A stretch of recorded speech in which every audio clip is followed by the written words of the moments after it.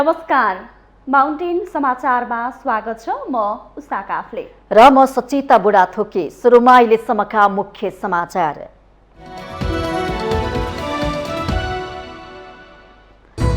आचार संहिता उल्लङ्घन गर्ने 35 जना उम्मेदवारहरूलाई कारबाही गर्ने निर्वाचन आयोगको तयारी। आचार संहिता पालना गर्न उम्मेदवारहरूलाई 7 बुँदे निर्देशन।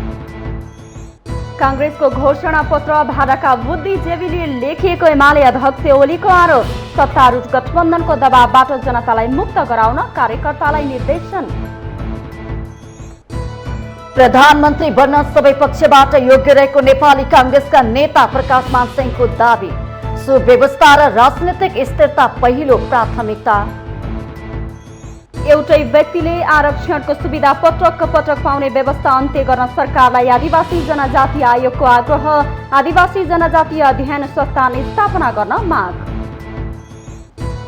बैंकको बढ्दो ब्याज दरको असर उत्पादन, रोजगारी र मानिसको दैनिकीमा पर्दै। नयाँ लगानी नबढ्ने मात्र होइन, आर्थिक गतिविधि नै संकुचित हुने खतरा। भारतीय राष्ट्रिय कांग्रेसको विरासत गान्धी परिवारबाट बाहिरियो। 80 वर्षका खड्के बने नयाँ अध्यक्ष। शशि थरूर भारी मतले पराजित। र 9औं राष्ट्रिय खेलकुद प्रतियोगिता आज सकिँदै। आज दिउँसो 3 बजे प्रधानमन्त्री देउवाबाट समापन। पोखरा महानगरपालिकामा 1 बजेदेखि बिदा।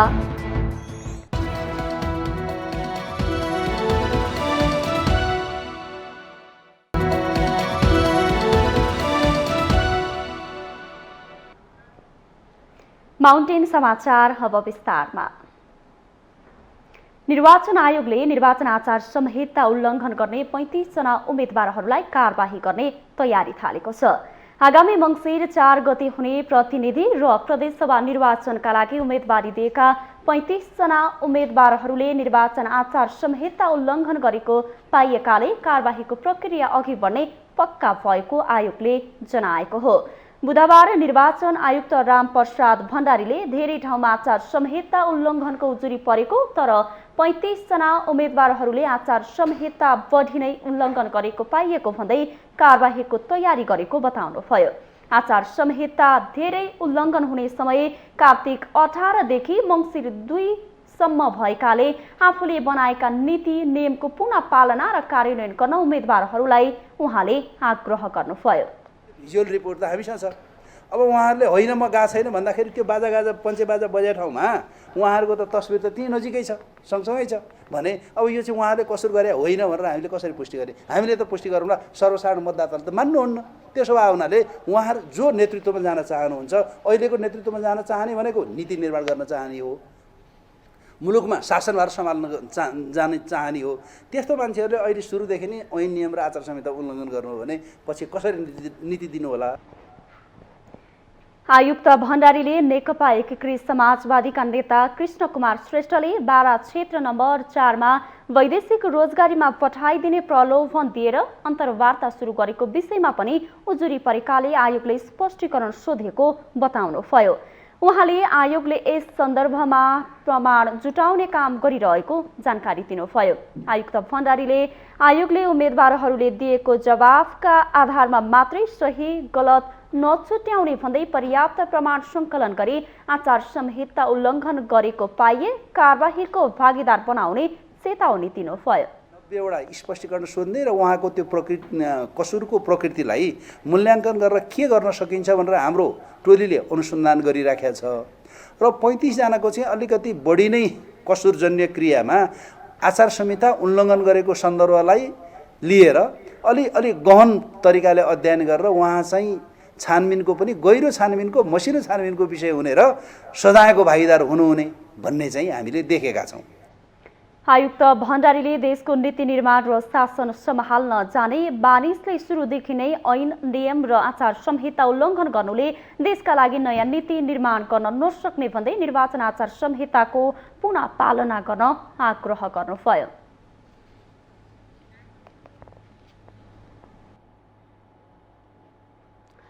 निर्वाचनको क्रममा मतदातालाई अवांछित ढङ्गले प्रभाव पार्न नदिन निर्वाचन आयोगले आचार संहिता जारी गर्ने गर्दछ। दल र नेताहरूले आचार संहिता पालना गर्ने प्रतिबद्धता पनि जनाउँछन्। तर जसै निर्वाचनको माहौल तात्दै जान्छ, उम्मेदवार र दलले हाक्काहाक्की आचार संहिता मिच्ने प्रवृत्ति छ।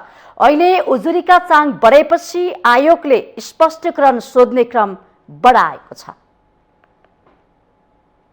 निर्वाचन आयोगले देशैभरिबाट निर्वाचन आचार संहिता उल्लङ्घनका उजुरीहरू बढ्न थालेपछि धमाधम स्पष्टीकरण सोध्ने क्रम बढाएको छ। मंगलबार मात्रै आयोगले दूरगामी प्रकृतिका निर्णयहरू गरेको भन्दै प्रधानमन्त्री कार्यालयलाई स्पष्टीकरण सोधेको छ। त्यस्तै नेकपा माओवादी केन्द्रका अध्यक्ष पुष्पकमल दाहाललाई मनोनयन दर्ता गराउने क्रममा बाजागाजाको प्रयोग गरेको भन्दै स्पष्टीकरण सोधेको थियो। शहरी विकास मन्त्री मेटमणि चौधरी निर्वाचनका मुखमा चामल बाँडेका कारण आयोगको निशानामा परे। काठमाडौँ निर्वाचन क्षेत्र नम्बर 1 मा राष्ट्रिय स्वतन्त्र पार्टीको तर्फबाट प्रतिनिधि सभा उम्मेद्वार बनेका पुकार बमलाई समेत आयोगले नाम अंकित टी सर्ट लगाएर प्रचार गरेको भन्दै कानूनी दायरामा ल्यायो। त्यस्तै आयोगले करार पदपूर्ति गरेको भन्दै त्रिभुवन विश्वविद्यालयलाई समेत स्पष्टीकरण सोध्यो। यसैगरी आयोगले देशैभरिका उम्मेद्वार, सम्बन्धित निकाय, शिक्षक, स्थानीय तह लगायतलाई स्पष्टीकरणको डण्डा चलाएको छ। यसरी आयोगले बारम्बार चेतावनी दिँदा समेत कराउँदै जान्छ, पिना सुक्दै गर्छ भन्ने उखान जस्तै आयोगको उक्त निर्देशनको न त कुनै राजनीतिक दलले सुनेका छन्, न त सरकारले नै। यस्ता डकुमेन्टहरू, यस्ता कार्यहरू, यस्ता क्रियाकलापहरू कहीँ भेटियो भने तपाईलाई कारबाहीको प्रक्रिया प्रारम्भ हुन्छ। अब त्यसपछि आयोगले राम राम त भन्न सक्ला, तर काँध हाल्न सक्दैन। कारबाहीको जोखिम मोल्नको निम्ति पनि तपाईहरू आफै तयार हुनुपर्छ। यसको निम्ति म अनुरोध गर्दछु र तपाईहरूको सबैको सहयोग भयो भने मात्रै हामी स्वच्छ, स्वतन्त्र, निष्पक्ष र भयरहित वातावरणमा निर्वाचन सम्पन्न गर्न सक्छौं। असोज 1 गते निर्वाचन आचार संहिता लागू भएको यो 1 महिनाको दौरानमा आयोगमा आचार संहिता उल्लङ्घनका दर्जनौं उजुरी परिसकेका छन्। दलहरूको समेत सहमतिमा बनेको निर्वाचन आचार संहिताको उल्लङ्घनले निरन्तरता पाइरहँदा निर्वाचन स्वतन्त्र, स्वच्छ र धान्धली रहित हुन्छ भन्नेमा शंका पैदा गरेको छ। आचार संहितामा उल्लेख गरिएका कुराहरूलाई पूर्ण रूपमा पालना गर्छौं भन्दै सबै दलहरूले सहमति समेत जनाएका हुन्छन्। तर सहमति पत्रमा गरिएको हस्ताक्षरको मसी समेत सुक्न नपाउँदै तीनै दलका शीर्ष नेताहरू आचार संहिता कुल्चन उद्धत देखिएका छन्। आचार संहिता उल्लङ्घन गरेको प्रमाण भेटिए उम्मेदवारी रद्द गर्नेदेखि जितेको पदसम्म खारेज हुन सक्ने कानूनी व्यवस्था छ। तर निर्वाचन आयोग आचार संहिता विपरीतका गतिविधिप्रति निरीह देखिन्छ। आचार संहिताको मस्जत हुन्छ नि, एउटा जुन किसिमको लेखिएको त्यो अनुसार पूर्ण पालना भएको चाहिँ पाइएको छैन र के अरे चाहिँ पालना नगर्नेलाई निर्वाचन आयोगले पनि कारबाही गर्न सकिरहेको स्थिति छैन। यसर्थ के भने राम्रो निर्वाचन चाहने हो, स्वच्छ स्वतन्त्र निर्वाचन चाहने हो भने आचार संहिताको पालन हुनै पर्छ। तर जहाँसम्म कुरो के छ भने राजनीतिक दलहरूले त्यहाँ सबैले गरेर सही गरेर आइसकेको हुन्छ, यतिसम्म कि मसी सुक्न नपाउँदै त्यो उल्लङ्घन भइसकेको हुन्छ। हरेक निर्वाचनमा शीर्ष नेतृत्वबाटै आचार संहिता उल्लङ्घनका घटना दोहोरिरहन्छन्। देशको नीति निर्माणको तहमा पुगेका र पुग्ने प्रयास गरिरहेकाहरूबाटै हुने आचार संहिताको हरणले स्वस्थ र भयरहित निर्वाचनमा संशय उत्पन्न भएको छ। निर्वाचन आयोगले यसलाई गम्भीर रूपमा लिई कारबाही गर्ने आँट पनि देखाउन आवश्यक छ। माउन्टेन टेलिभिजन एचडीका लागि शीतल रिजालको रिपोर्ट। निर्वाचन आयोगले राजनीतिक दल तथा उम्मेदवारलाई आचार संहिता कार्यान्वयन गर्न 7 बुँदे निर्देशन जारी गरेको छ। दलका प्रतिनिधि आफै आयोगमा गएर आचार संहिता पालना गर्ने प्रतिबद्धता जनाए पनि त्यसको पालना नभएपछि आयोगले पुनः निर्देशन दिएको छ। एक रिपोर्ट। निर्वाचन आयोगले लाभको पदमा रहेका कतिपय राजनीतिक व्यक्तित्वहरूबाट निर्वाचन प्रचार प्रसार गर्दा सरकारी स्रोत साधन उपयोग गरी निर्वाचन प्रचार प्रसार गर्ने, घर दैलोको कार्यक्रम गर्दा सुरक्षा कर्मीहरू सहित 25 जना भन्दा बढी संख्याको जुलुस लिई हिँड्ने राजनीतिक दलहरूले जुलुस, आमसभा, कोणसभा वा भेला आयोजना गर्ने अनुमति नलिई निर्वाचन प्रचार प्रसारको लागि सवारी साधन प्रयोग गर्ने गतिविधि भएको सूचना विभिन्न माध्यमबाट प्राप्त भएको जनाएको छ। सोही सूचनाहरूलाई आधार मान्दै आयोगले निर्वाचनलाई स्वच्छ, स्वतन्त्र तथा निष्पक्ष ढंगले सम्पादन गर्नको लागि सबै राजनीतिक दल तथा उम्मेद्वारलाई आचार संहिता कार्यान्वयन गर्न पुनः निर्देशन दिएको छ। नेपाल सरकार तथा प्रदेश सरकारका मन्त्रीले आफू उम्मेद्वार भएको क्षेत्रमा प्रचार प्रसार गर्न बाहेक निर्वाचन आयोगको सहमति नलिई अन्यत्र कुनै दल वा उम्मेद्वारको प्रचार प्रसार नगर्न आयोगले निर्देशन दिएको छ। सरकारी कामको सिलसिलामा यात्रा गर्दा बाहेक निर्वाचन प्रचार प्रसारको लागि आफ्नो निर्वाचन क्षेत्रतर्फ जाँदा समेत सरकारी साधन स्रोतको उपयोग नगर्न आयोगले भनेको छ। स्थानीय कार्यपालिकाका पदाधिकारीलाई आफू बहाल रहेको स्थानीय तहमा निर्वाचन प्रचार प्रसार नगर्न तथा अन्य स्थानीय तहमा निर्वाचन प्रचार प्रसारमा जाँदा आउँदा सरकारी साधन स्रोत तथा जनशक्ति उपयोग नगर्न सचेत गराएको छ। निर्वाचन आचार संहिता मतदान हुने दिन भन्दा 17 दिन अघिदेखि मात्र जुलुस, आमसभा, कोणसभा, संचार माध्यममा कुनै प्रकारको प्रचार प्रसार सामग्री प्रकाशन वा प्रसारण गर्न पाइने व्यवस्था भएकाले सो अवधि कार्तिक 17 गते भन्दा अघि र राजनीतिक दल तथा उम्मेद्वारलाई जुलुस, आमसभा, कोणसभा जस्ता कार्यक्रम तथा संचार माध्यमबाट कुनै प्रकारको प्रचार प्रसार सामग्री प्रकाशन वा प्रसारण नगर्न आयोगले निर्देशन दिएको छ।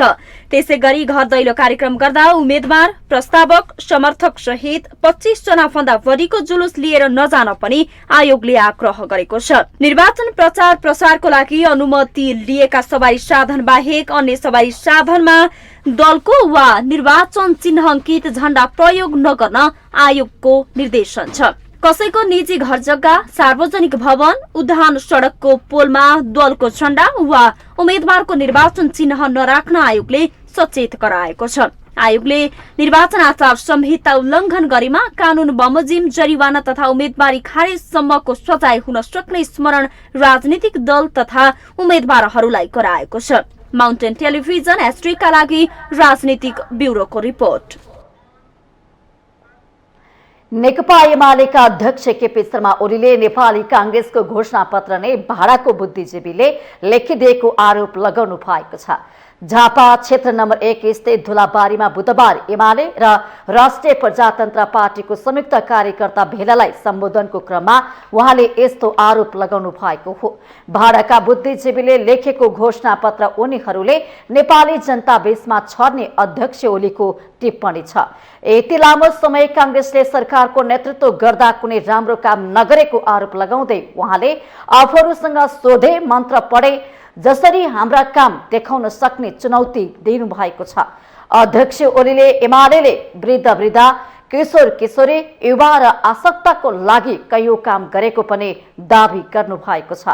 देश विकास गर्ने एमाले एकातिर र अर्कोतिर देश बिगार्न साँठगाँठ गर्ने गठबन्धन बीच मङ्सिर 4 गते हुने निर्वाचनमा महासंग्राम हुने उहाँको तर्क थियो। जनतालाई गठबन्धनको दबावबाट मुक्त गराउन अध्यक्ष ओलीले नेता कार्यकर्तालाई निर्देशन दिनु भएको छ। राप्रपा आफै चलेको पार्टी भएकाले चुनावी तालमेल गरेको भन्दै गठबन्धनमा आबद्ध दल कठपुतली जस्तो भएको उहाँको टिप्पणी छ।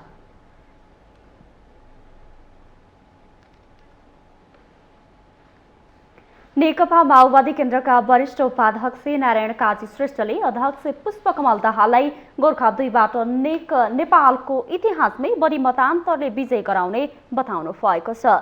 बुधबार पार्टीको सम्पर्क समन्वय प्रदेश समितिले काठमाडौँमा आयोजना गरेको निर्वाचन विशेष राजनीतिक वैचारिक प्रशिक्षण कार्यक्रममा उहाँले गोर्खा 2मा अध्यक्ष दाहालको जित सुनिश्चित भएको दावी गर्नुभयो। वरिष्ठ उपाध्यक्ष श्रेष्ठले अध्यक्ष दाहाल एउटै निर्वाचन क्षेत्र बनाउने र त्यसमा डुबिरहने संसदवादको मान्यतालाई भत्काउन हरेक निर्वाचनमा फरक क्षेत्रबाट उठ्ने गरेको बताउनुभयो।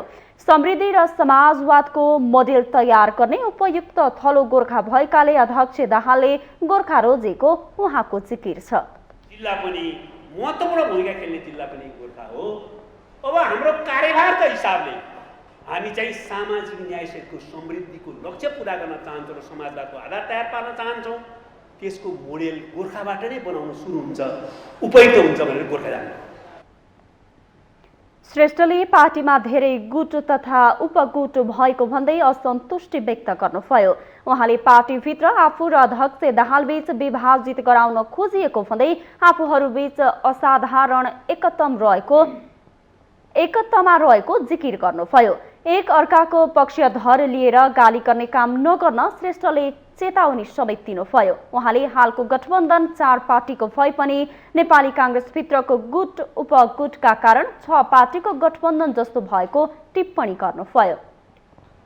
पार्टी कहाँ छ खोज्नुपर्ने कहिले पनि, तर एउटा कुरो म आज तपाईहरुलाई भन्छु, अध्यक्ष र वरिष्ठ उपाध्यक्षलाई विभाजित गर्ने, कहिले अध्यक्षको पक्षधर भनेर वरिष्ठ उपाध्यक्षको गाली गर्ने, कहिले वरिष्ठ उपाध्यक्ष पक्षधर अध्यक्षलाई गाली गर्ने दिन गए।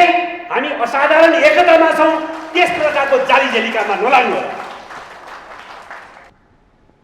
वरिष्ठ उपाध्यक्ष श्रेष्ठले गठबन्धनलाई जिताउन सक्रियतापूर्वक लाग्न नेता कार्यकर्ताहरूलाई निर्देशन दिनुभयो।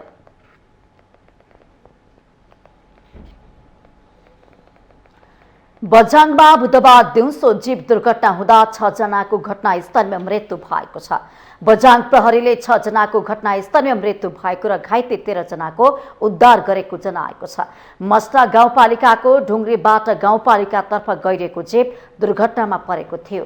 जीव सडकबाट करिब 200 मिटर तल खसेको प्रहरीले जनाएको छ। मृतकहरूको शनाखत हुन बाँकी रहेको छ। भिरमा जीव खसेकाले उद्धारमा कठिनाई भएको थियो। घाइते भएका 13 जनाको जिल्ला अस्पतालमा उपचार भइरहेको छ। घाइते धेरै जसोको अवस्था चिन्ताजनक रहेको अस्पतालको भनाइ छ। घाइते मध्ये अधिकांश महिला र बालबालिका रहेको मस्टा गाउँपालिका वडा नम्बर 11 का अध्यक्ष रामचन्द्र रोकाईले जानकारी दिनुभएको छ। नेपाल प्रहरी, नेपाली सेना, सशस्त्र प्रहरी र स्थानीयले उद्धार कार्यमा जुटेका थिए।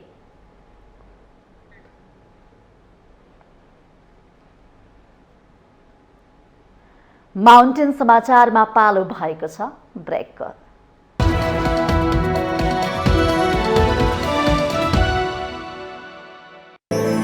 प्रस्तुत छ जगदम्बा सुपर साइन तथा ग्याल्वा प्लस 7 को साथ।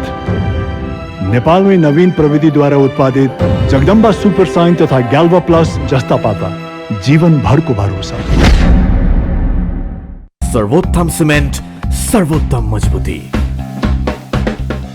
सर्वोत्तम सिमेन्ट, सर्वोत्तम मजबुती। सर्वोत्तम सुपर ग्रिपमा छ अन्य फलामे छडभन्दा 60% बढी पकड शक्ति, जसले बन्छ सर्वोत्तम निर्माण, सर्वोत्तम स्टिल।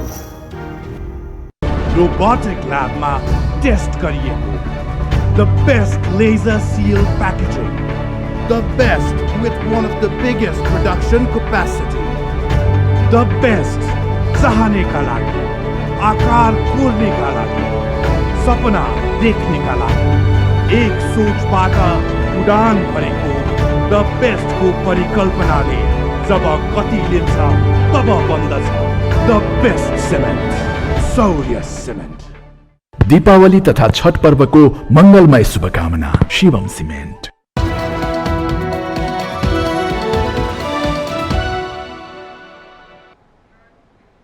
ब्रेकपछि स्वागत छ। अब बाँकी समाचार। नेपाली कांग्रेसका नेता प्रकाशमान सिंहले आगामी निर्वाचनपछि आफू प्रधानमन्त्रीका लागि सबै पक्षबाट योग्य रहेको दावी गर्नुभएको छ। आगामी निर्वाचनमा जित हात पार्दै कांग्रेसको संसदीय नेतामा चुनिएपछि प्रधानमन्त्री बनेर देश चलाउन आफू योग्य रहेको नेता सिंहले दावी गर्नुभएको हो। तल्लो स्तरका कमिटीदेखि महामन्त्रीसम्म बनेर पार्टी सञ्चालन गरिसकेको उल्लेख गर्दै उहाँले सरकारको नेतृत्व गर्न आफू कमजोर नभएको बताउनुभयो। उप प्रधानमन्त्री बनिसकेको उल्लेख गर्दै नेता सिंहले प्रधानमन्त्री बनेर सुव्यवस्था, राजनीतिक स्थिरता कायम गर्नु नै पहिलो प्राथमिकता भएको उल्लेख गर्नुभयो। जुन नयाँ संविधान जारी गरिसकेपछिको प्रथम आम निर्वाचनपछि संसदीय दलको नेताको लागि चाहिँ मैले चाहिँ प्रतिस्पर्धा गरेको व्यक्ति हुँ। अब यसैबाट चाहिँ तपाईँले यो चाहिँ के हो भन्दाखेरि म के को लागि चाहिँ फिट छ भन्ने कुरा मैले बोल्नुभन्दा पनि मेरो चाहिँ जुन अनुभव, जुन मेरो चाहिँ विगतको चाहिँ गतिविधिबाट के देखाउँछ त भन्दाखेरि के हो भन्दाखेरि एकदम क्लियर, म चाहिँ एकदम स्पष्ट छु। नेत साफ छ, लोभ छैन, मोह छैन। म चाहिँ के गरेर चाहिँ देखाउन सक्छु भन्ने त्यो चाहिँ कन्फिडेन्स ममा चाहिँ छ। नेता सिंहले काठमाडौँ क्षेत्र नम्बर 1 मा आफू विरुद्ध धेरै स्वतन्त्र र अन्य पार्टीका उम्मेद्वारहरू उठेको भए पनि आफू नै योग्य रहेको ठोकुवा गर्नुभयो। उहाँले स्वतन्त्र उम्मेद्वारहरू अहिले प्रशिक्षणको क्रममा रहेकाले सबैले एक अर्काको गलत प्रचार प्रसार नगरी आफ्ना एजेन्डाहरूलाई जनता बीचमा लैजानुपर्नेमा जोड दिनुभयो। उहाँले बहुलवादमा आधारित संसदीय शासन प्रणाली भएकाले सबैलाई चुनाव लड्ने अधिकार भएको उल्लेख गर्दै स्वस्थ प्रतिस्पर्धामा उत्रिने संस्कृतिको विकासमा जोड दिनुभयो।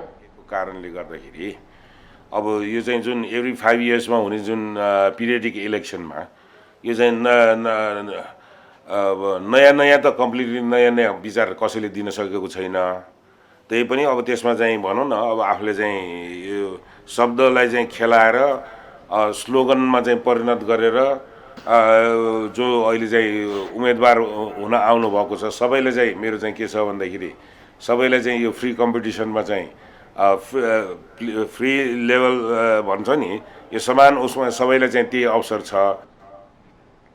नेता सिंहले राष्ट्रिय प्रजातन्त्र पार्टीका वरिष्ठ उपाध्यक्ष रविन्द्र मिश्रप्रति इङ्गित गर्दै आफ्नो दल फुटाएर अर्को दलमा मिलेकाहरूको हार निश्चित हुने टिप्पणी गर्नुभयो।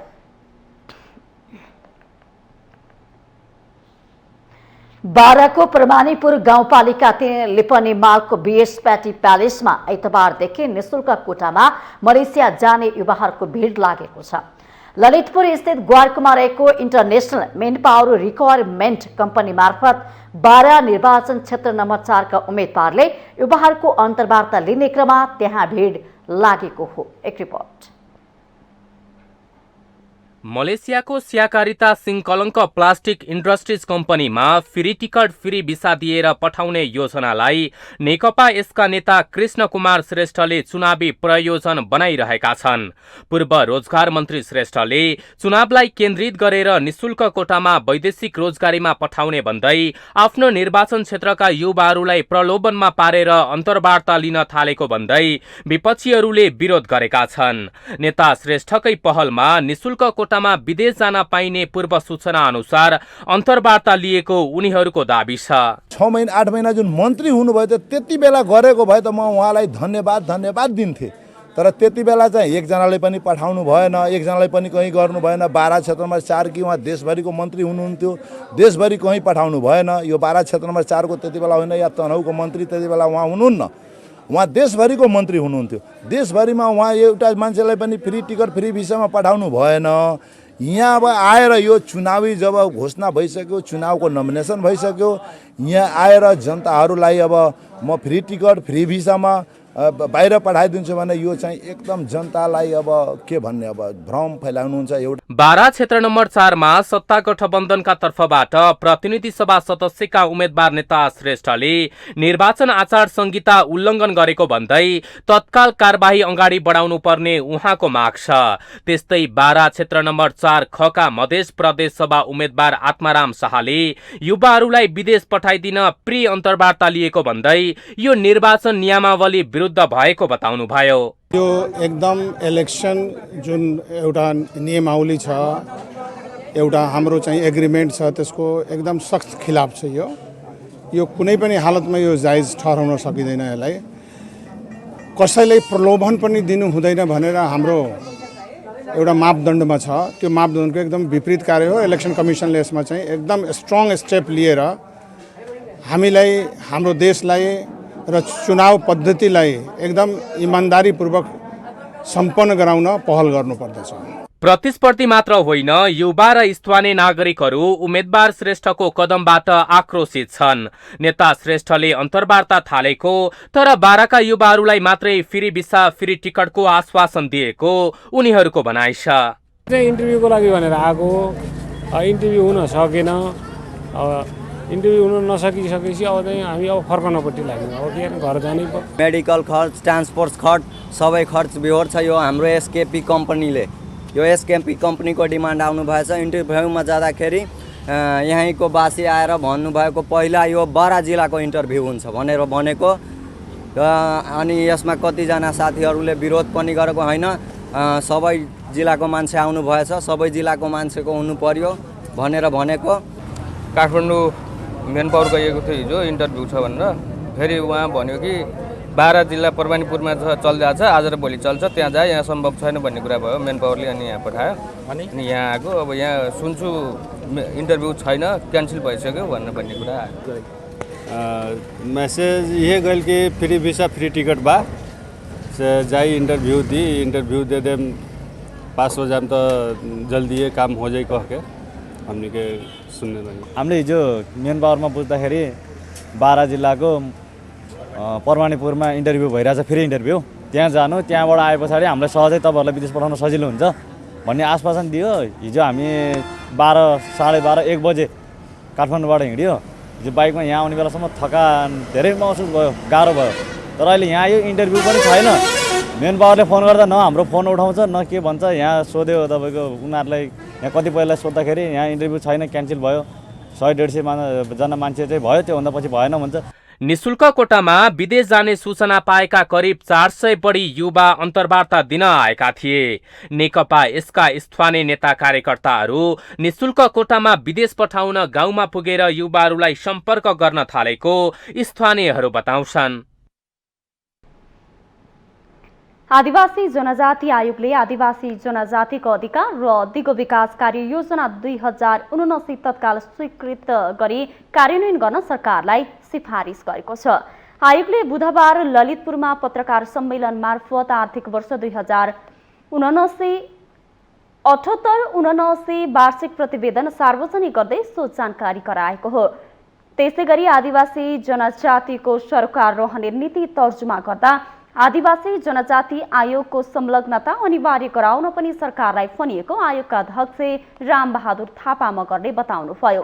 प्रतिवेदनमा एकै व्यक्तिले पटक पटक आरक्षणको सुविधा पाउने व्यवस्थाको अन्त्य गर्न पनि सरकारलाई आग्रह गरिएको छ। एउटै व्यक्तिले आरक्षणको सुविधा पटक पटक पाउने अवस्था अन्त्य हुने गरी नीतिगत व्यवस्था गर्न सरकारलाई सिफारिस गरिएको अध्यक्ष थापा मगरले बताउनुभयो। रहेको वर्तमान अवस्थामा यसलाई प्रभावकारी बनाउन राज्यका सबै अङ्ग र निकायमा सूचीकृत सबै आदिवासी जनजाति समुदाय एवं त्यसभित्रका सबै समूह लोपोन्मुख अति सीमान्तकृत सुविधा वञ्चित र उन्नत समूह का सामाजिक तथा आर्थिक रूपमा पछाडि परेका समुदायको समानुपातिक समावेशी प्रतिनिधित्व सुनिश्चित हुने गरी समावेश गर्ने एवं आरक्षण सम्बन्धी वर्तमान नीतिको पूर्णबल हुनुपर्ने एकै व्यक्तिले पटक पटक आरक्षणको सुविधा उपभोग गर्ने अवस्थाको अन्त्य गरी एक पटक तथा महिलाले जन्म र विवाह दुवै आधारमा दोहोरो सुविधा पाउने अवस्थाको अन्त्य गर्ने। आयोगले आदिवासी जनजाति अध्ययन संस्थान तत्काल स्थापना गर्न पनि सरकारलाई आग्रह गरेको छ। आदिवासी जनजाति विश्वविद्यालय स्थापनाको तयारीका लागि पनि त्रिभुवन विश्वविद्यालय अन्तर्गत सो अध्ययन संस्थान स्थापना गर्न सरकारलाई सिफारिस गरिएको पनि आयोगले जनाएको छ। अध्यक्ष थापा मगरले आदिवासी जनजाति समुदाय लक्षित रोजगारमूलक कार्यक्रम सञ्चालन गर्न पनि सरकारलाई सुझाव दिएको बताउनुभयो। मैत्री पाठ्यक्रम र पाठ्य सामग्री निर्माण गरी आधारभूत तहमा मातृभाषा शिक्षाको दरबन्दीको व्यवस्था गर्ने र उच्च तथा प्राविधिक शिक्षामा पहुँच अभिवृद्धि गर्न छात्रवृत्ति कोटा वृद्धि प्रोत्साहन भत्ता छात्रवृत्ति सुविधा शैक्षिक ऋण आदि कार्यक्रम चाहिँ सञ्चालन गर्ने। आदिवासी जनजातिहरूलाई शिक्षामा पहुँचको लागि चाहिँ यी कार्यक्रमहरू आवश्यक भयो भने त्यसैगरी आयोगले आफ्नो वार्षिक प्रतिवेदनमा आदिवासी जनजाति समुदायको भाषा संस्कृति वेशभूषा प्रथा परम्परा पेसा झल्कने खालका श्रव्य दृश्य सामग्री तयार गरिएको नेपाल सरकार प्रदेश सरकार तथा स्थानीय तहबाट विगत 5 वर्षमा सञ्चालित आदिवासी जनजाति सम्बद्ध कार्यक्रमहरूको पनि अध्ययन तथा विश्लेषण गरिएको जनाएको छ।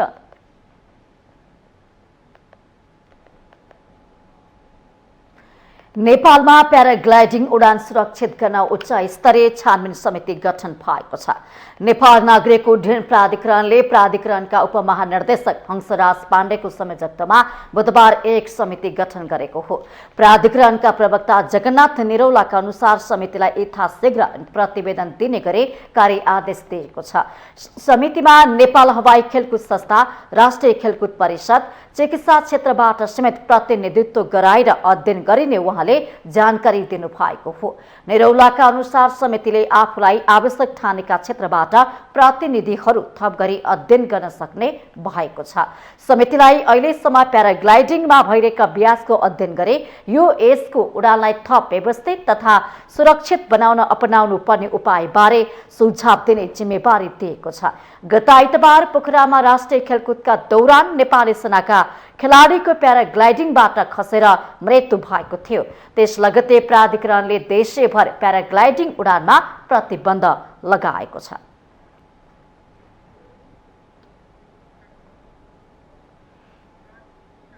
माउन्टेन समाचारमा पालो भएको छ ब्रेक।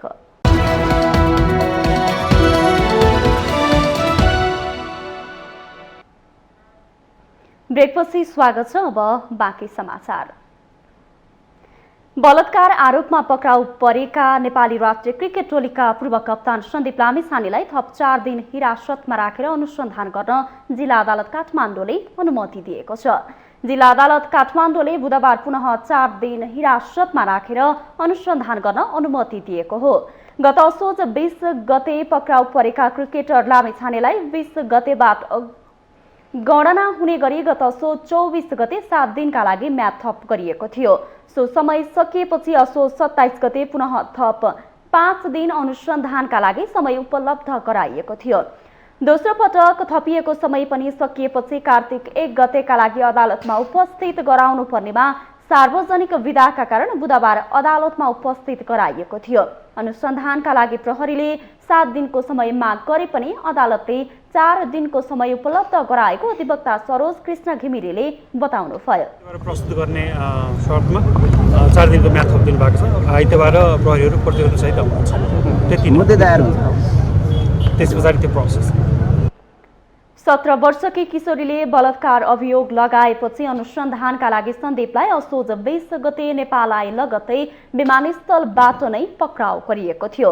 काठमाडौँको गौशाला स्थित एक होटलको कोठामा राखेर सन्दीपले आफूलाई बलात्कार गरेको आरोपमा किशोरीले भदौ 21 गते प्रहरी वृत्त गौशालामा उजुरी गरेकी थिइन्।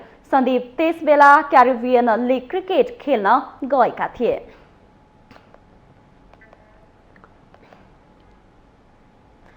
कुनै समय नेपालको धातु कलाले विश्वभर नाम र दाम कमाइरहेको थियो, तर नेपाल सरकारले चासो र ध्यान नदिँदा नेपाली धातु कलाको व्यापार व्यवसायमा चीनले प्रभुत्व जमाइरहेको छ। आकर्षक तलब भत्ताको प्रलोभनमा विदेशीका नेपाली कारिगरहरूबाट चिनियाहरूले नेपालको परम्परागत कला सिप सिकेर आफ्नो देशमा उत्पादन गरे ती उत्पादनहरू विश्वभर निर्यात गरिरहेका छन्। एक रिपोर्ट। आजभन्दा करिब 20-30 वर्ष अगाडि नेपाली हस्तकला सम्बन्धी विभिन्न विधाका दक्ष कारिगरहरूलाई चीनमा रोजगारी अवसरको माग आयो। त्यसपछि विभिन्न विधाका नेपाली दक्ष कलाकारहरू रोजगारीका लागि चीनतिर लागे। उता नेपाली कलाकारहरूलाई विभिन्न सुख सुविधा दिई नेपाली ढङ्गले मूर्ति बनाउने विभिन्न काम गर्न लगाए र चीनीहरूले पनि सो काम सँगसँगै सिक्दै गए। फलस्वरूप अहिले नेपाली हस्तकलाका सामानहरू चीनतर्फ निर्यात कम हुँदै गइरहेको छ।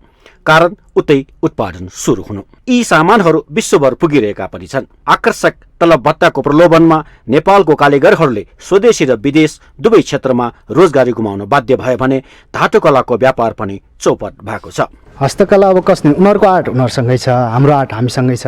कति उनीहरूले हेरेर सिकियो, कति हामीले सिकियो, कति सिकाउनु भन्दा पनि सिकेर लिनेमा भर पर्छ। उनीहरूले कसरी सिकेर लियो, हामीले कसरी उनीहरूको काम सिकेर लियो, त्यसमा पनि भर पर्छ। फेरि यताको भन्दा र उताकोमा डिफ्रेन्स पनि धेरै छ। जुन अब काम गर्ने तरिकादेखि लिएर सबै चिजमा धेरै चिज डिफ्रेन्स छ। जुन हामीले अब कति चिज हामीले थाहा नभएको उताबाट लिनु मिल्यो, हामीले कति चिज यताबाट पनि दिए, त्यही त हो नि। पहिले छिमेकी राष्ट्र चीन र तिब्बतमा नेपाली हस्तकलाका सामानहरूको अत्याधिक माग हुन्थ्यो। माग अनुसार हस्तकलाका सामानहरू धेरै निर्यात पनि हुने गरिन्थ्यो। नेपालबाट वार्षिक 7 अर्बको धातुकलाको निर्यात हुने गर्दथ्यो। एउटा धातुको मूर्ति तयार पार्न विभिन्न विधाका 8 देखि 10 जना कारिगर चाहिन्छ अनि मात्र एउटा सुन्दर मूर्ति तयार हुन्छ। आफ्नै देशमा रोजगारी सिर्जना गर्ने धातुकलाको महत्त्वलाई सरकारले नबुझ्दा धातुकलाको व्यवसाय धराशय भएको हो। चीनमा नेपाली कारिगर पठाउने कार्यमा संलग्न उत्तम साक्य भने अत्यन्तै कमजोर आर्थिक अवस्थाका कारण चीन जान चाहनेहरूलाई मात्र लगेको बताउनुहुन्छ। यसमा चाहिँ अब कस्तो भने त्यहाँ मिसिनले निकालेर छ, हामीबाट अलिकति भइरहेको छ अहिले।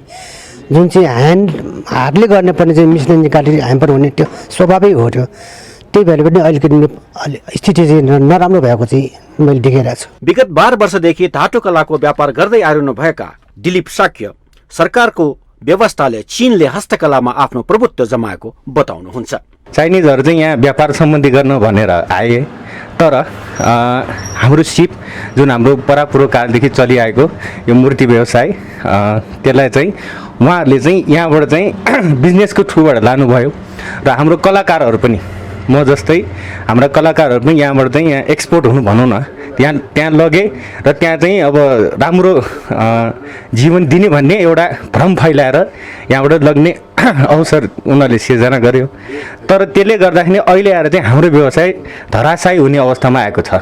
विश्वलाई चाहिने सबै किसिमका सामानहरू आफ्नै देशमा उत्पादन होस्, कल कारखानाहरू आफ्नै देशमा बढोस् भनी चीन सरकारको नीति छ। तर नेपालमा भने भएको सबैलाई ध्वस्त बनाएर परनिर्भर बन्ने नीति र कार्यले गर्दा आज नेपालको यो दुर्दशा हुन पुगेको छ। माउन्टेन टेलिभिजन एचडीका लागि क्यामेरामा विवेक श्रेष्ठका साथ विसन्तर साक्यको रिपोर्ट। नेपाल कम्युनिस्ट पार्टी बहुमत निकट अखिल नेपाल क्रान्तिकारी ट्रेड युनियन महाशाखाले मजदुरको हक हितका लागि 22 बुँदे माग गर्दै सम्बन्धित निकायको ध्यानाकर्षण गराएको छ। बुधबार काठमाडौँमा पत्रकार सम्मेलन गर्दै महासंघले श्रम ऐनको धारा 102 मा उल्लेखित सिन्डिकेट प्रणाली खारेज गरी सर्वपक्षीय श्रमिकको प्रतिनिधित्व सुनिश्चित गर्न श्रमिक मजदुर विरोधी ठेकेदारी, ज्यालादारी र करार प्रथाको अन्त्य गर्नुपर्ने लगायतका 22वटा माग पूरा गर्न सरकारवाला निकायहरूको ध्यानाकर्षण गराएको हो। पत्रकार सम्मेलनमा अखिल नेपाल क्रान्तिकारी ट्रेड युनियन महाशाखाका अध्यक्ष विनोद थापाले फुटपाथ व्यवसायीहरूलाई अमानवीय ढङ्गले दमन गर्दा समेत ठूला भनिएका दल र सरकार मौन बस्नु मजदुरप्रतिको अवहेलना भएको आरोप लगाउनुभयो। निर्मम तपाईको चाहिँ दमन गरेर विस्थापित गरिँदाखेरि पनि ती दलहरू मौन छन्, मौनता छन्।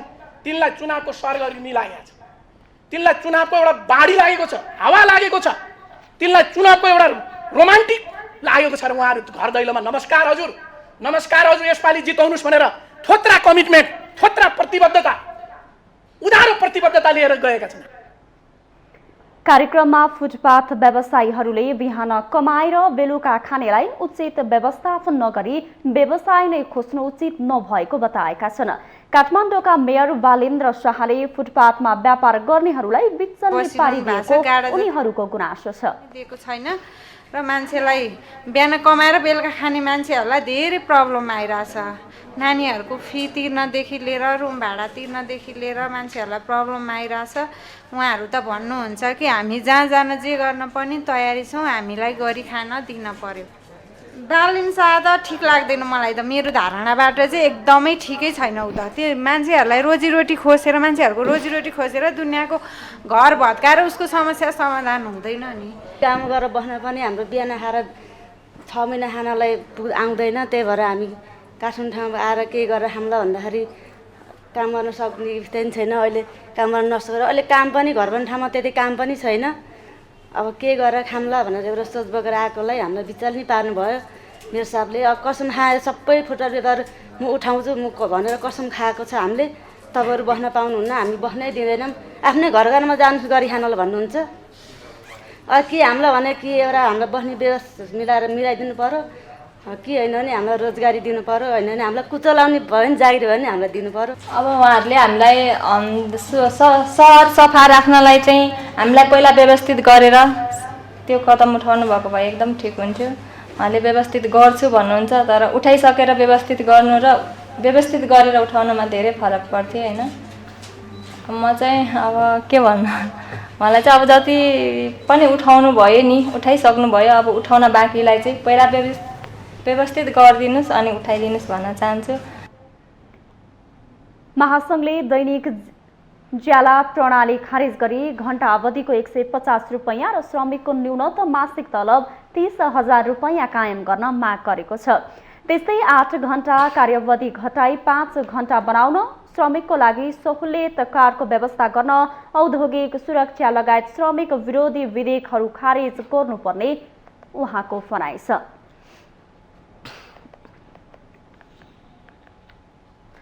देशभरका बालबालिकालाई बुधबार र बिहीबार भिटामिन ए र जुकाको औषधि खुवाइँदैछ।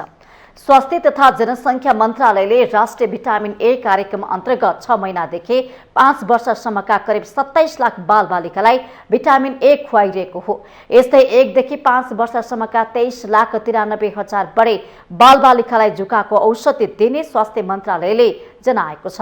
खोप महाशाखाले आफूलाई पाइक पर्ने खोप केन्द्रमा गएर बालबालिकालाई भिटामिन ए र जुकाको औषधि खुवाउने अभिभावकलाई आग्रह गरेको छ। आज खान छुटेकाहरूलाई बिहीबार खुवाउन सकिन्छ।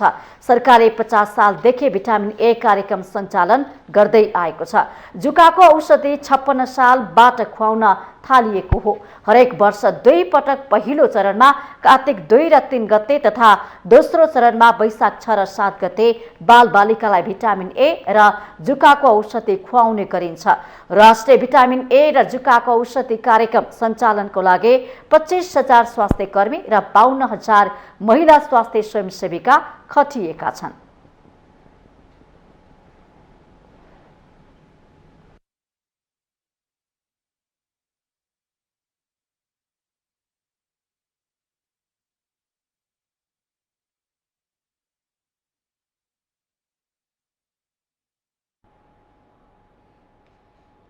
हामीसँग आर्थिक अन्तर्राष्ट्रिय र खेल समाचार बाँकी नै छन्। माउन्टेन समाचारमा पालो भएको छ ब्रेकको।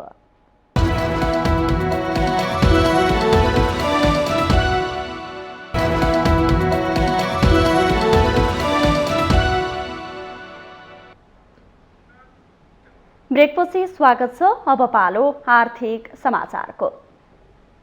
आर्थिक समाचारको साथमा मेरो देश मेरो जगदम्बा सिमेन्ट, गुणस्तरको नयाँ स्तर Riddhi Siddhi cement, Jagadamba super sign तथा ग्याल्बा प्लस जस्ता पाता जीवनभरको भरोसा।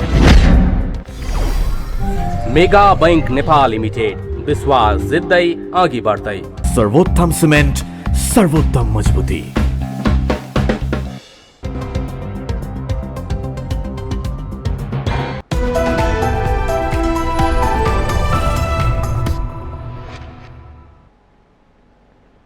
लामो समयदेखिको तरलता अभावको अवस्थामा सुधार नभएपछि बैंक तथा वित्तीय संस्थाहरूले केन्द्रीय बैंकबाट अल्पकालीन सापटी लिने क्रम रोकिएको छैन। चालु आर्थिक वर्षको 3 महिना साउनदेखि असोजसम्ममा स्थायी तरलता सुविधा एसएलएफ मार्फत मात्र करिब 21 खर्ब 22 अर्ब 72 करोड रुपैयाँ अल्पकालीन सापटी लिएका छन्। यस्तै उक्त अवधिमा ओभरनाइट रिपो मार्फत 58 अर्ब 65 करोड रुपैयाँ सापटी लिएका छन्। यी दुवै गरी गएको 3 महिनामा बैंक तथा वित्तीय संस्थाले राष्ट्र बैंकबाट करिब 22 खर्ब रुपैयाँ अल्पकालीन सापटी लिएका हुन्। निक्षेपमा अपेक्षित सुधार नभएपछि अल्पकालीन रूपमा तरलता व्यवस्थापनका लागि बैंक तथा वित्तीय संस्थाले उक्त रकम राष्ट्र बैंकबाट सापटी लिएका हुन्। सरकारी ऋणपत्र धितोमा बैंक तथा वित्तीय संस्थाले राष्ट्र बैंकबाट लिने अल्पकालीन सापटी नै एसएलएफ हो। सरकारी ऋणपत्रको धितो राखेर यस्तो सापटी लिन पाइन्छ। एसएलएफको परिपक्व अवधि बढीमा 7 दिनको हुन्छ। बैंकहरूले सरकारी ऋणपत्रमा गरेको लगानीको बढीमा 90% सम्म एसएलएफ सुविधा लिन सक्छन्। तरलता व्यवस्थापनका लागि राष्ट्र बैंकले असोज महिनामा मात्र 2 पटक रिपो मार्फत 30 अर्ब रुपैयाँ बजारमा पठाएको छ।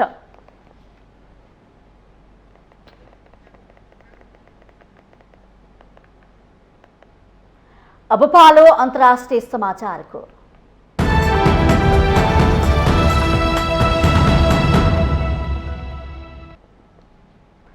भारतीय राष्ट्रिय कांग्रेसका अध्यक्षमा 80 वर्षीय मल्लिकार्जुन खड्गे निर्वाचित हुनु भएको छ। बुधबार दिउँसो सार्वजनिक भएको मत परिणाम अनुसार खड्गे 7,897 मत ल्याएर विजयी हुनु भएको हो। उहाँका प्रतिस्पर्धी 66 वर्षीय शशि थरूरले 1072 मत ल्याएको भारतीय सञ्चार माध्यमले जनाएका छन्। 416 मत बदर भएको थियो। थरूरले हार स्वीकार्दै खड्गेलाई बधाई तथा शुभकामना दिनुभएको छ। खड्गेको जितसँगै भारतीय कांग्रेसको नेतृत्व गान्धी परिवारबाट बाहिर गएको छ। गान्धी परिवार बाहिरका भए पनि गान्धी परिवारसँग उहाँको निकट सम्बन्ध छ। यो चुनावमा गान्धी परिवारले खड्गेलाई सघाएको भारतीय राजनीतिक वृत्तमा चर्चा पनि छ। 80 वर्षे खड्गेले अबको 18 महिनापछि हुने लोकसभा चुनावमा काङ्ग्रेसलाई नेतृत्व गर्नुहुनेछ। उहाँले पार्टीको पुनर्संरचना गर्ने मुद्दा अघि सार्नु भएको छ। पार्टीका संरचनामा 50 मानिस 50 वर्ष मुनिका राख्ने खड्गेको योजना छ। कर्नाटकका खड्गे दलित समुदायका हुनुहुन्छ। उहाँको राजनीतिक जीवन निकै लामो छ। खड्गे अहिले भारतको माथिल्लो सदन राज्य सभाका सदस्य हुनुहुन्छ। काङ्ग्रेसले 22 वर्षपछि चुनाव गरेर नेतृत्व चयन गरेको हो। सन् 2000 मा सोनिया गान्धीले जितेन्द्र प्रसादलाई हराएर काङ्ग्रेसको नेतृत्व सम्हाल्नु भएको थियो। गान्धी परिवारको विशेष पकड रहेको काङ्ग्रेसमा सोनिया लगातार 2017 सम्म अध्यक्ष हुनुभयो। त्यसपछि उहाँका छोरा राहुल गान्धी बिना चुनाव अध्यक्ष चुनिनु भएको थियो। सन् 2014 को आम चुनावमा पराजय बेहोरेको काङ्ग्रेसले सन् 2019 को आम चुनाव पनि हारेपछि राहुलले राजीनामा दिनुभएको थियो। राहुलले राजीनामा दिएपछि सोनिया फेरि काङ्ग्रेसकी अध्यक्ष बन्नु भएको थियो।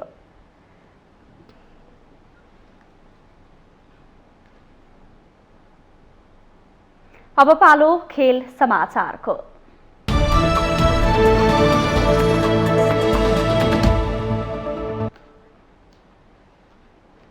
नेपाल पुलिस क्लब 6 स्वर्ण पदक सहित नवराष्ट्रिय खेलकुद अन्तर्गत टेबल टेनिसमा टिम च्याम्पियन बनेको छ। पोखरामा बुधबार सम्पन्न प्रतियोगितामा पुलिस 6 स्वर्ण 2 रजत र 4 काँस्य पदक जित्दै टिम च्याम्पियन बनेको हो। नेपाल एफईएफ क्लब 1 स्वर्ण 4 रजत र 1 काँस्य पदकका साथ दोस्रो स्थानमा रह्यो। बागमती प्रदेशले 1 रजत र 2 काँस्य पदक सहित पदक तालिकामा तेस्रो भएको छ। महिला सिंगल्सको स्वर्ण पदक पुलिस नविता श्रेष्ठले जितेकी छिन्। नविताले वेस्ट अफ 7 को फाइनलमा आफ्नै क्लबकी एलिना महर्जनलाई 18-11-8, 11-6, 12-14, 11-8, 9, 11-6, 11-13-15 ले पराजित गरिन्। पुरुष सिंगलतर्फ पुलिसका श्यान्तु श्रेष्ठले स्वर्ण पदक जिते। श्यान्तुले एपीएफका रुबिन महर्जनलाई 11-8, 11-7, 11-9, 6-11, 11-6 ले हराए। पुलिसका प्रहरी रोका र एपीएफका संयोग कपालीले काँस्य पदक जिते।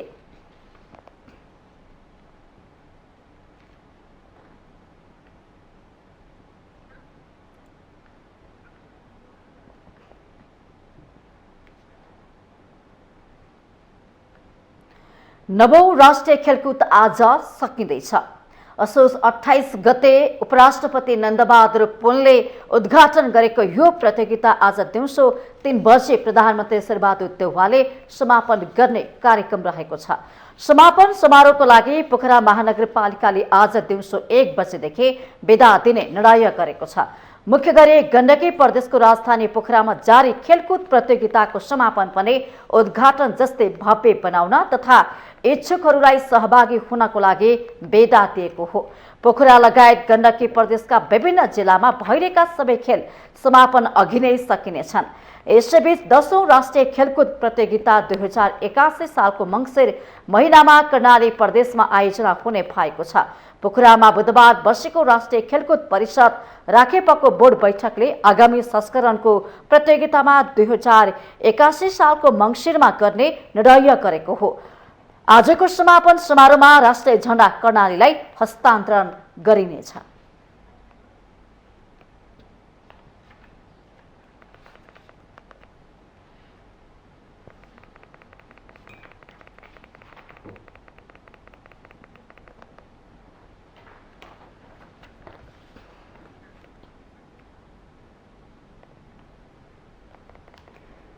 नवौं राष्ट्रिय खेलकुद प्रतियोगिताको बक्सिङमा 11 स्वर्ण सहित त्रिभुवन आर्मी क्लब च्याम्पियन बनेको छ। यो प्रतियोगिताको प्राय सबै प्रतिस्पर्धामा आधिपत्य जमाएको आर्मीले बक्सिङमा पनि सबैभन्दा धेरै 11 स्वर्ण पदक जितेको हो। एपीएफले 4, बागमतीले 3, एनआरएनएले 2, गण्डकी प्रदेश, प्रदेश नम्बर 1 र नेपाल पुलिसले समान 1-1 स्वर्ण जितेका छन्। करातेमा भने नेपाल पुलिस क्लबले सर्वाधिक 9 स्वर्ण पदक जितेको छ। करातेमा 9 स्वर्ण 3 रजत र 5 काँस्य पदक गरी 17 पदक सहित पुलिस टिम च्याम्पियन बनेको हो। करातेका 19 मध्ये एफएफ क्लबले 5, त्रिभुवन आर्मी क्लब र बागमती प्रदेशले 2 स्वर्ण पदक जितेका छन्। आर्मीले 14 स्वर्ण 5 रजत र 10 वटा काँस्य पदक सहित कुल 29 पदक जितेको छ। एपीएफले 5 स्वर्ण 17 रजत र 4 काँस्य र बागमती प्रदेशले 6 स्वर्ण र 8 काँस्य पदक जितेको छ। भारोत्तोलनमा नेपाल पुलिस क्लब 12 स्वर्ण जित्दै टिम च्याम्पियन बनेको छ। 20 स्वर्ण सहित 60 पदकका लागि भएको भारोत्तोलनमा पुलिस 12 स्वर्ण र 7 रजत गरी कुल 19 पदक जित्दै च्याम्पियन बनेको हो। आर्मीले 4 स्वर्ण 4 रजत र 5 काँस्य पदक हात पार्यो।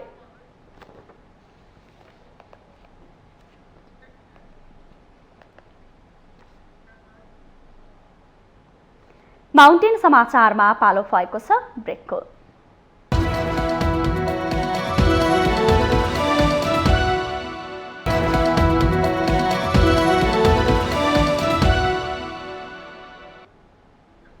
ब्रेकपछि स्वागत छ। यो सँगै हामी माउन्टेन समाचारको अन्त्यमा आइपुगेका छौं। जाँदा जाँदै मुख्य समाचार पुनः एकपटक।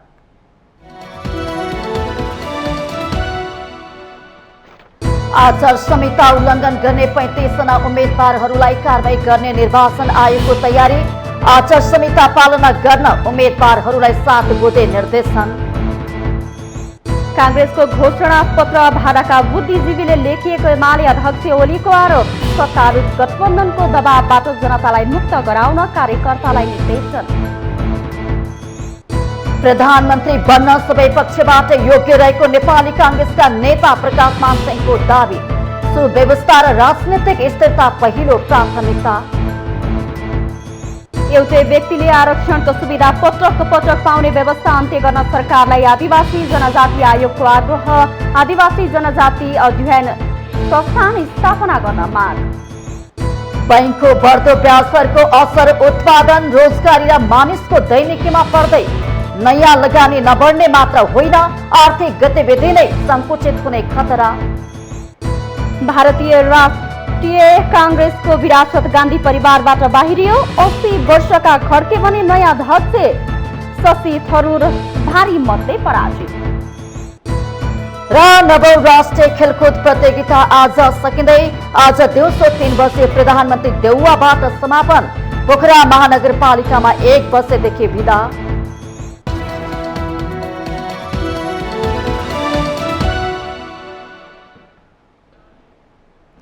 माउन्टेन समाचार अहिलेलाई सकियो। सत्य, तथ्य र निष्पक्ष समाचारका लागि माउन्टेन टेलिभिजन एसडी हेर्दै रहनुहोला। नमस्कार।